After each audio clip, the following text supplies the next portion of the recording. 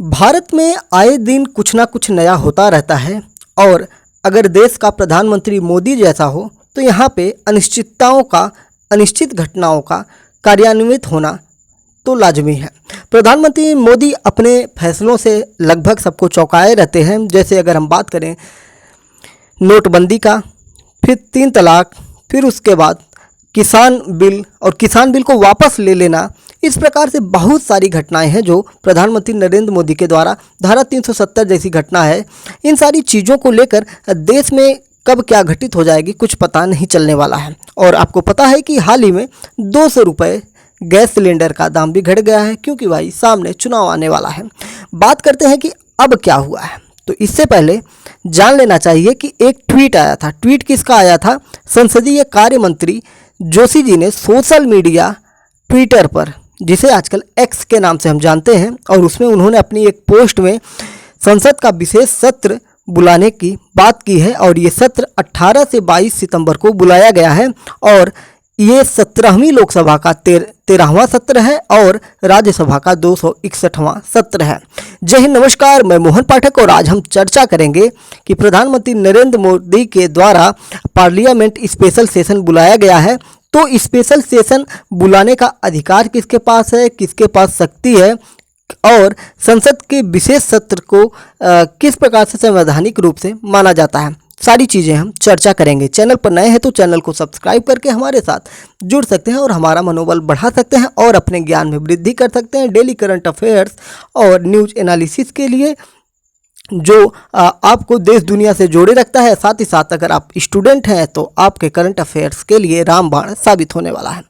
तो बात करते हैं केंद्र सरकार के ताज़ा कदम ने जब राजनीतिक गलियारों में चर्चाएं तेज कर दी हैं और ये चर्चाएं 18 से 22 सितंबर के बीच होने वाला है। और ये 5 दिन का जो विशेष सत्र है, इसको लेकर देश की मीडिया में, देश की जनता में ढेर सारी अटकलें लग रही हैं। कोई कह रहा है कि समान नागरिक संहिता आने वाला है, कोई कह रहा है कि पीओके पर चढ़ाई करने वाले हैं, कोई कह रहा है कि देश की सरकार भंग करके नए सिरे से 2024 में जो चुनाव होने वाला है उससे पहले चुनाव करवाया जाएगा, और कोई कह रहा है कि विधानसभा और लोकसभा दोनों के चुनाव एक साथ होने वाले हैं, क्योंकि देश के कई राज्यों में लगातार चुनाव होने की संभावनाएं बनी हुई हैं। जैसे अगर हम बात करेंगे तो राजस्थान हो गया, मध्य प्रदेश हो गया, इसी तरह से और भी कई राज्यों में लगातार चुनावी माहौल बन रहा है। साथ ही साथ 2024 के मई तक आपका लोकसभा का चुनाव होने वाला है। तो कहीं ना कहीं अटकलें ज़्यादातर ये लग रही हैं कि ये जो सत्र बुलाया गया है इसमें इस पर चर्चा हो सकती है।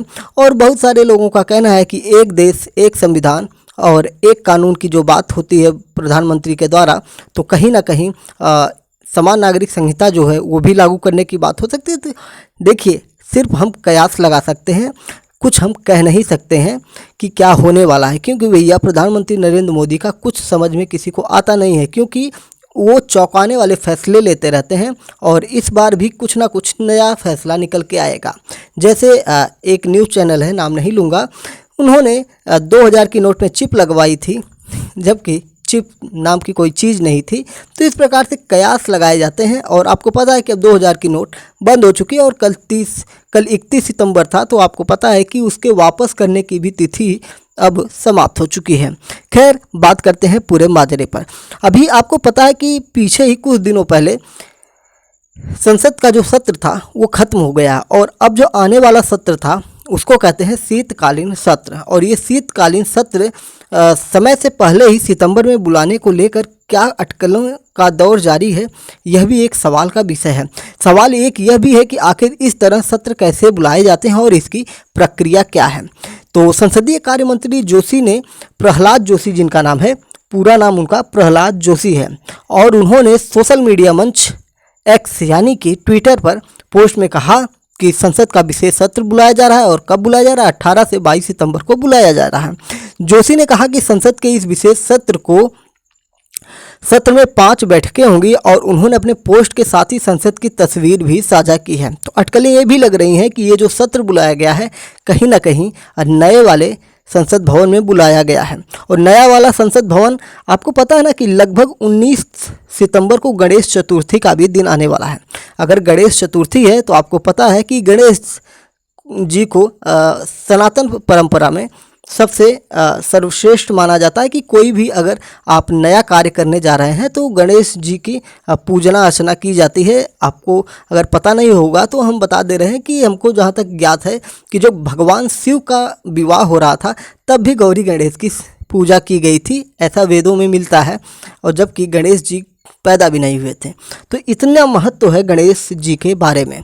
खैर, बात करते हैं नए सत्र में, मतलब जो सत्र बुलाया जा रहा है इसमें अगर लोगों को नए संसद भवन में ले जाया जाएगा तो क्या होने वाला है, क्योंकि यही लोग जो थे विरोध किए थे विपक्षी दलों ने, तो नए संसद सत्र के उद्घाटन का जिसमें सेंगोल स्थापित किया गया था और इन सारी चीज़ों को हमने बहुत डिटेल में कवर किया हुआ था।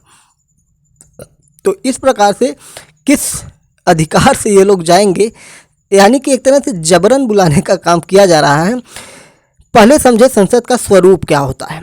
राष्ट्रपति, राज्यसभा और लोकसभा से मिलकर हमारी संसद बनती है, क्योंकि तीन तरह की व्यवस्थाएं होती हैं, राज्यसभा, लोकसभा और राष्ट्रपति। ये तीनों मिलकर संसद का निर्माण करते हैं। हालांकि दोनों सदनों की दैनिक कार्यवाही का राष्ट्रपति हिस्सा नहीं बनता है, यानी कि जो रेगुलर हमारे कार्यक्रम चलते हैं राज्यसभा और लोकसभा में, तो राष्ट्रपति उसमें नहीं पहुंचते हैं, लेकिन उनके पास सदनों को बुलाने और सदन को स्थगित करने का अधिकार होता है। लेकिन किसके परामर्श पे, इसको भी आपको जानना चाहिए कि राष्ट्रपति सदनों को बुला सकता है, प्रधानमंत्री उनसे कभी कभी सिफारिश करते हैं तो उस सिफारिश के अनुसार हो सकता है, और प्रधानमंत्री अगर अपनी सरकार को गिराना चाहते हैं तो राष्ट्रपति से सिफारिश कर सकते हैं और उनके आधार पर राष्ट्रपति लोकसभा को भंग भी कर सकते हैं। प्रक्रिया क्या है, तो संसद सत्र बुलाने की शक्ति सरकार के पास होती है, यानी कि जो प्रधानमंत्री होता है, मंत्रिमंडल होती है, ये संसद सत्र बुलाने का शक्ति रखती है और इसका फैसला संसदीय मामलों की कैबिनेट समिति करती है, जो कैबिनेट मिनिस्टर होते हैं, और जिसे राष्ट्रपति औपचारिक रूप देते हैं, यानी कि कैबिनेट समिति के द्वारा इसको पास किया जाता है और फिर राष्ट्रपति इस पर अपना औपचारिक रूप से इस पर अपनी सहमति जाहिर कर देते हैं मंत्रिमंडल के कहने पर। वह सांसदों को विशेष सत्र के लिए बुलाते हैं और फिलहाल भारत में संसद के 3 पारंपरिक सत्र होते हैं। इनमें बजट सत्र, मानसून सत्र और शीतकालीन सत्र होते हैं। तो आपको पता है कि 2023 में बजट सत्र जो कि आपका फरवरी मार्च महीने का था, मानसून सत्र जो था अभी बीता है कुछ दिनों पहले, और शीतकालीन सत्र आपका नवंबर दिसंबर में होने वाला था, और उससे पहले ही ये सत्र 18 सितंबर से बुला लिया गया है करीब 5 दिनों के लिए। संविधान में क्या कहा गया है इसके लिए, किस अनुच्छेद में क्या कहा गया है, इसकी अगर हम बात करेंगे तो संविधान में कहा गया है कि अनुच्छेद 85 यानी कि आर्टिकल 85 के तहत साल में कम से कम 2 बार संसद की बैठक होनी चाहिए, और साथ ही साथ दोनों बैठकों के बीच 6 महीनों से ज़्यादा का अंतर नहीं होना चाहिए। साल में 2 बैठकें हों और दोनों बैठक 6 महीने से ज़्यादा अंतर के नहीं हों। फिर उसके बाद बात करेंगे तो क्या कारण हो सकते हैं, इस पर अगर हम बात करें तो फिलहाल सरकार ने जो मीडिया के सूत्र होते हैं उनके अनुसार अगर बात करें तो, और कई मंत्रियों के बयान भी आए हैं, तो उसके बाद लोग कयास लगा रहे हैं कि सत्र बुलाने का जो एजेंडा है ये साफ अभी नहीं है, बस लोग अपनी अटकलें लगा रहे हैं। ऐसा माना जा रहा है कि सरकार एक देश एक चुनाव या महिला आरक्षण, समान नागरिक संहिता यानी यूसीसी को लेकर बड़े कदम उठा सकती है, और इधर सरकार के ऐलान को विपक्ष के लिए भी बड़े झटके के तौर पर देखा जा रहा है। अगर हम विपक्ष की बात करेंगे तो इंडिया INDIA नाम की एक संगठन बनी हुई है, जो पहले कांग्रेस का हुआ करता था संगठन, अब वो एक तरह से इंडिया का रूप ले चुका है, और अब जो लड़ाई होने वाली है इंडिया वर्सेस NDA की होने वाली है। इंडिया में देश के सारे गैर भाजपा लोग हैं, और NDA में जो है भाजपा के समर्थक पार्टियां जो हैं वो रहेंगी, और इंडिया में जो, जैसे आप मान लें अगर कुछ महत्वपूर्ण हम स्टेट की बात करें तो बिहार, उत्तर प्रदेश में अखिलेश यादव, बिहार में नीतीश कुमार, और कांग्रेस है, आम आदमी पार्टी है, ये सारी एक मंच पर आकर यहाँ पे चुनाव लड़ने वाले हैं। तो सबसे ज़्यादा दिक्कत इन लोगों को क्या होने वाली है, अगर हम इसकी बात करेंगे तो दिक्कत ये होने वाली है कि भाई अगर विधानसभा और लोकसभा एक साथ चुनाव होंगे तो विधानसभा में ये लोग किस प्रकार से प्रचार करेंगे और लोकसभा में किस प्रकार से प्रचार करेंगे। मतलब कि मान लीजिए अरविंद केजरीवाल हुए, या चलिए हम बात करते हैं अखिलेश यादव की। अखिलेश यादव मान लीजिए मध्य प्रदेश में प्रचार कर रहे हैं, अब मध्य प्रदेश में प्रचार कर रहे हैं और इनका गठबंधन केंद्र सरकार में इंडिया से, मतलब केंद्र में इनका इंडिया से अलायंस है और वहाँ पर ये लोग लोकसभा का चुनाव एक साथ लड़ रहे हैं, लेकिन विधानसभा के चुनाव में ये लोग अलग अलग लड़ रहे हैं। तो किस प्रकार से ये प्रचार करेंगे, यानी कि विधानसभा की रैली में ये लोग कांग्रेस को गाली देंगे और लोकसभा की रैली में कांग्रेस की तारीफ करेंगे। मेरी बात आपको समझ में आ गई होगी, तो आप मंद मंद मुस्कुरा भी रहे होंगे, यानी कि इन लोगों को फंसा दिया गया है प्रधानमंत्री के द्वारा, अगर ऐसा होता है तो। और इन सारी चीज़ों से बहुत सारी दिक्कतें होंगी और लोग तो अब ये तक कह रहे हैं कि प्रधानमंत्री नरेंद्र मोदी ने हिंदुओं के साथ धोखा किया है, क्योंकि गणेश चतुर्थी आने वाली है और उसी समय ये सत्र बुलाकर हिंदुओं के पारंपरिक रीति रिवाजों पर कहरा प्रहार कर रहे हैं। लेकिन वही नेता इस बात को नहीं देख रहे हैं कि रक्षाबंधन के दिन बिहार सरकार, यानी कि उन्हीं के इंडिया पार्टी के जो अलायंस लोग हैं, नीतीश कुमार हैं, लालू प्रसाद यादव की पार्टी आरजेडी और आपका जो ये लोग हैं नीतीश कुमार हैं, इन लोगों की जो पार्टी की इस समय सरकार बिहार में चल रही है, वहाँ पे के पाठक करके मंत्री हैं और उनके द्वारा बिहार सरकार में जितने भी हिंदू त्यौहार थे उन त्यौहारों की छुट्टियां समाप्त कर दी गई है। यहाँ तक कि हमें जहाँ तक जानकारी मिल रही है, रक्षाबंधन हुआ, फिर उसके बाद छठ पर्व हुआ, जबकि बिहार में छठ पर्व को सबसे बढ़िया पर्व के रूप में देखा जाता है, सबसे बड़े पर्व के रूप में माना। तो किस प्रकार से वहाँ पे अब हिंदुओं के साथ धोखाधड़ी नहीं हो रहा है। तो मैं पहले ही कहता हूँ कि नेता जो होते हैं ना, जो राजनीतिक दल के लोग होते हैं, वो अपनी सुविधा के अनुसार आरोप प्रत्यारोप करते हैं।